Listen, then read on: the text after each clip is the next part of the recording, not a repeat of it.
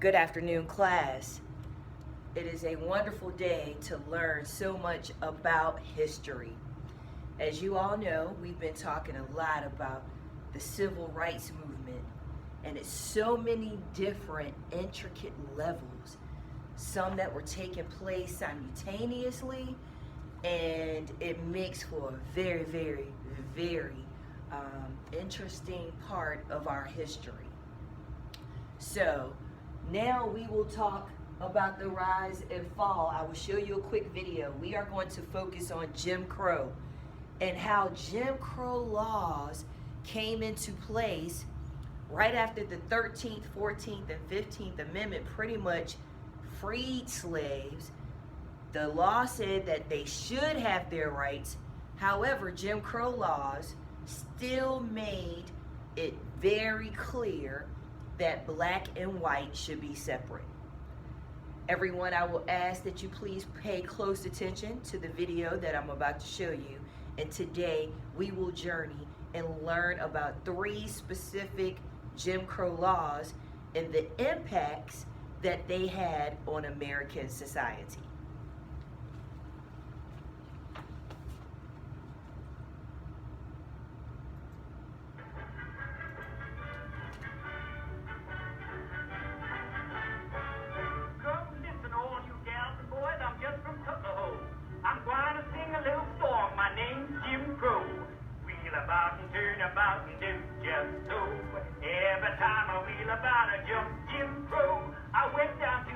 In 1836, Jim Crow is born.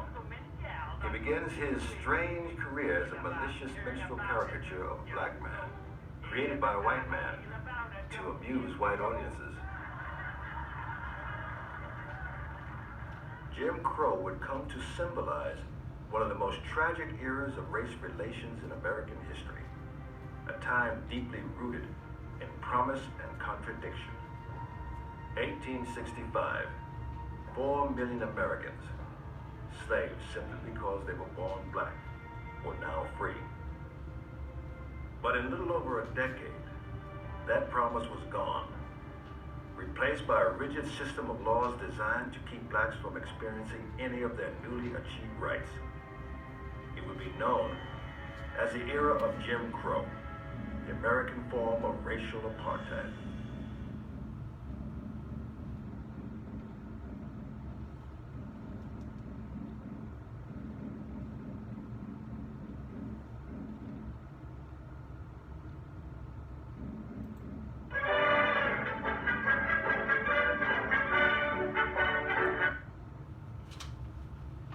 So there you have it. That is a small introduction into the Jim Crow laws and the Jim Crow era. As you see here, we learned about civil rights. You guys started learning about civil rights in the 4th grade as well as in the 5th grade. Be prepared to talk about or hear words such as injustices, Great Migration, discrimination, laws. We are going to touch on Brown versus Board of Education, Plessy versus Ferguson, Reconstruction. All of these words you should be somewhat familiar with, but to give me an idea on how much you know and where we are as a class, and so as your teacher, I can know where you are individually with your civil rights knowledge, to help you better understand the Jim Crow laws and era, I am going to hand you this test. I am not quite sure, Missy, if you can see it.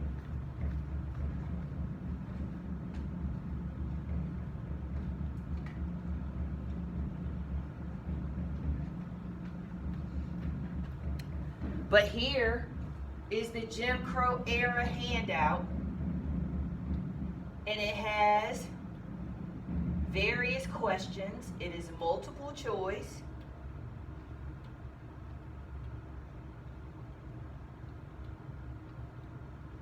It is 2 pages long and it consists of 10 questions. So as I hand these out, please be sure to put your first and last name This is going to help us gauge where we are in our knowledge and to help us gain a better understanding of the Jim Crow era.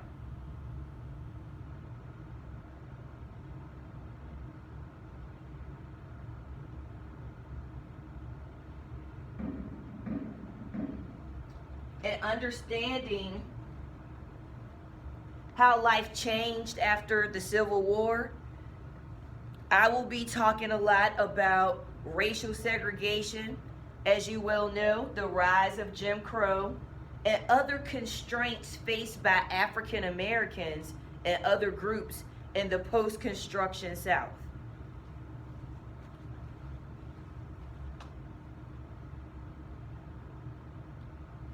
Please take a few moments to answer the questions to the best of your ability.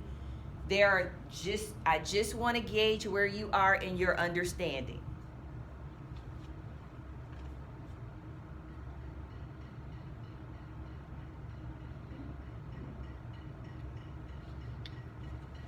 Please pass those in to me, thank you. While I'm looking over your quiz, or informational quiz, I am going to show you this video. Hopefully this will give you guys a better understanding of what Jim Crow is.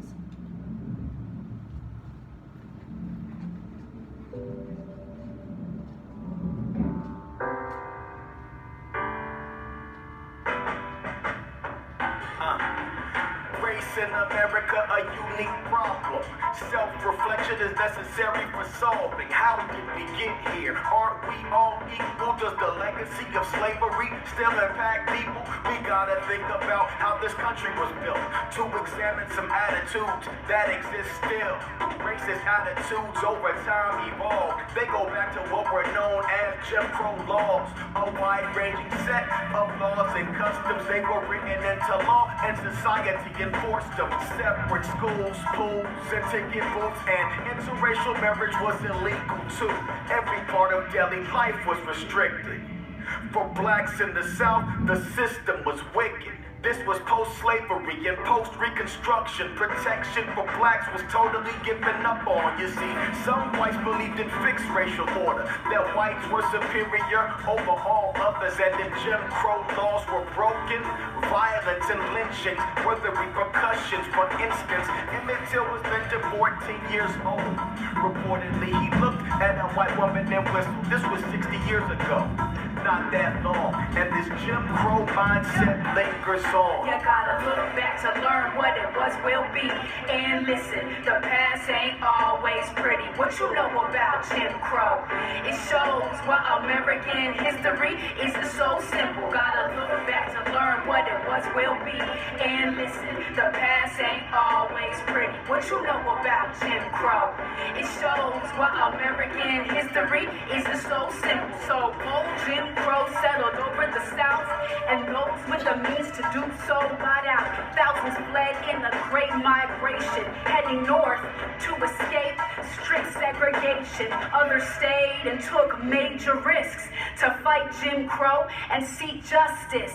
The fight to end Jim Crow had just begun, and things got real with Plessy vs. Ferguson. This was 50 years before Rosa Parks. Homer Plessy sat in a whites-only train car. The case was heard before the Supreme Court. The ruling is how separate but equal was born. Pretty dark times, but there was still a spark that became a fire. Activists did their part. Booker T. Washington, a former slave, believed educated blacks would bring about change with education. He saw financial freedom, so he founded Tuskegee Institute for his people. And the NAACP was founded by W.E.B. Du Bois to protect black lives after decades of injustice and Jim Crow laws, and the NAACP fighting them in court.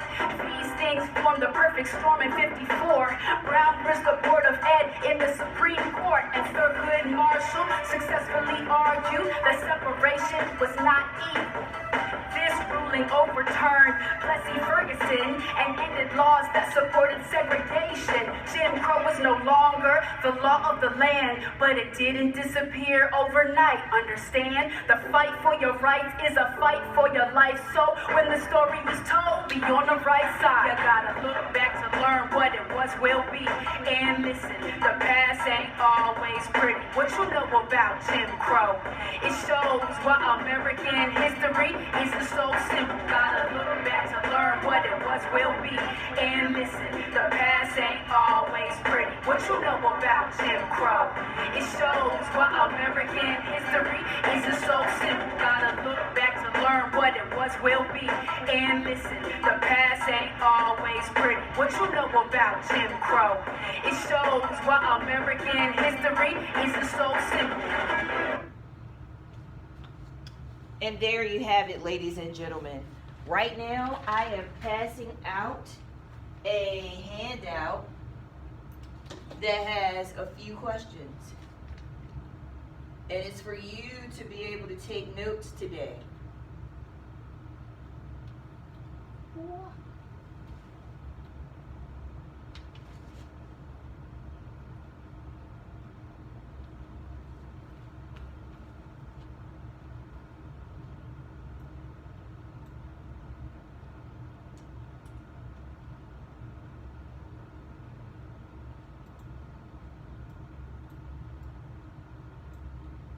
So, the handout I just gave you has 3 questions. The questions are, what did I learn today? What information did I find interesting? And what questions do I still have? Take a moment as we travel along this journey to ask yourself, fill out this form. This will help me to better help you. So as we go through the PowerPoint presentations, as we're looking at the videos, it's important for me as your teacher. I want to know, what did you learn today? What information did you find interesting? As well as what questions do you still have?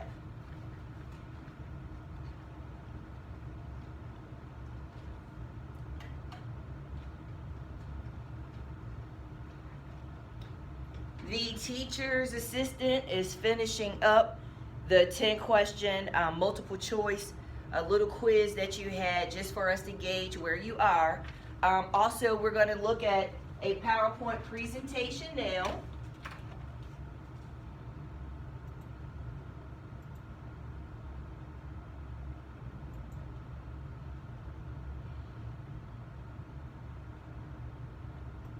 And while we're watching this video, please, just to give you just a brief understanding, just in case I run out of time, 3 examples of Jim Crow laws. The first, book shall not, this is about textbooks, guys. If you can imagine, we have at Liberty tons of books. Most of us in this classroom are of color. And we can choose, we can go to any library in the city of Manassas. We can pick out any book. We can read the book anywhere in the library. So can you imagine, back in those times, the 3 of the Jim Crow laws I really want to focus on is the textbook law that was written in North Carolina. Books shall not be interchangeable between the white and colored schools, but shall continue to be used by the race first using them. Restaurants, number 2. It shall be unlawful to conduct a restaurant or other place for serving of food in the city, at which white and colored people are served in the same room, unless such white and colored persons are effectually separated by a solid partition. How many of you have been out to a restaurant to eat with your families? Did you see any big partitions there separating you from other races that are unlike yours? Can you imagine the hurt and pain that African Americans felt being secluded, pushed away, not being able to sit next to a person because of the color of their skin, because they're white? The third law was education. We all are in this class today because of all the strides that people made, such as Martin Luther King and Rosa Parks that we've been learning about this month for Black History Month. They fought against these Jim Crow laws because education is the third Jim Crow law that impacted our community negatively. It states in Missouri, this was written, separate free schools shall be established for the education of children of African descent, and it shall be unlawful, not lawful, but unlawful for any colored child to attend any white school or any white child to attend a colored school. Just reading that, think about how does that make you feel? If you couldn't come to this school in this classroom because of the color of your skin. Today, class, we are going to learn the strides that we made as a society to come up against these Jim Crow laws, but more importantly, the negative impact the Jim Crow laws had on our society, and more so on African American citizens.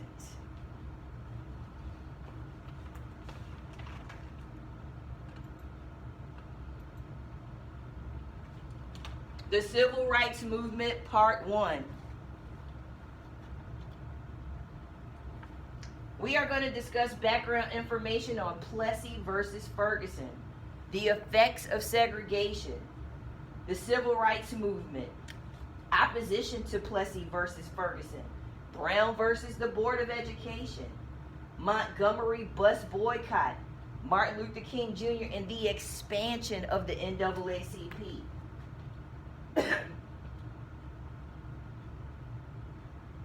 How did the law support the struggle for equality for African Americans? The Civil Rights Movement resulted in legislation that ensured constitutional rights to all citizens of the United States, regardless of race.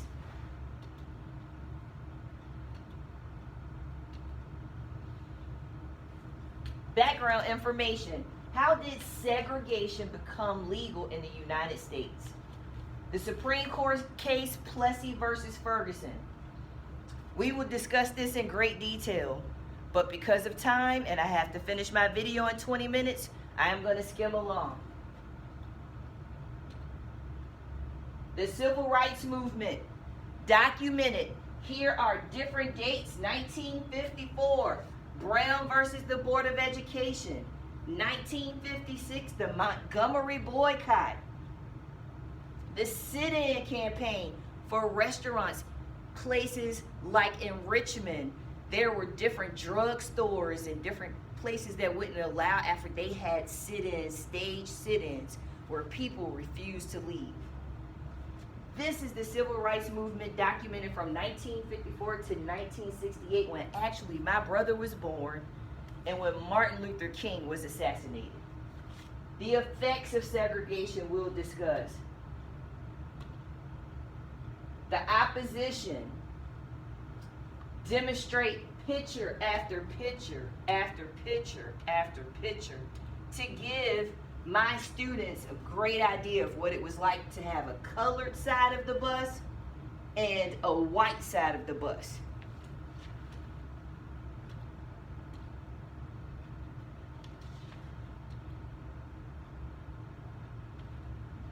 Here is a video. We may not win today or tomorrow, Charles Houston wrote in 1947, but the storm gathers, and all the pride and power of prejudice will be swept away. Houston did not live to see legal segregation abolished, but the fight continued following his death in 1950.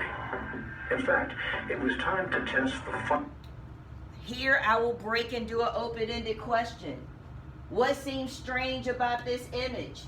Here's yet another picture where blacks are crammed into the back of the bus, all while whites are sitting to the front. Plenty of spaces to the right side of the bus. However, those black individuals in the back of the bus couldn't sit in those vacant seats. We'll talk about Rosa Parks. This is even an illustration of the bus Rosa Parks rode. I have pictures documenting the journey.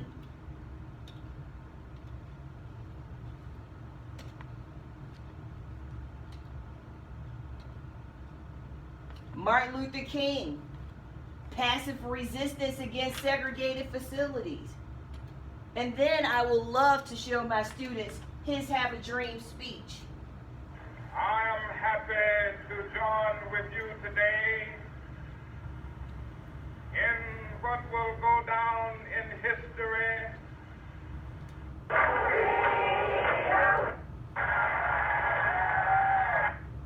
When we let it ring today. And because I am out of time, Dr. C,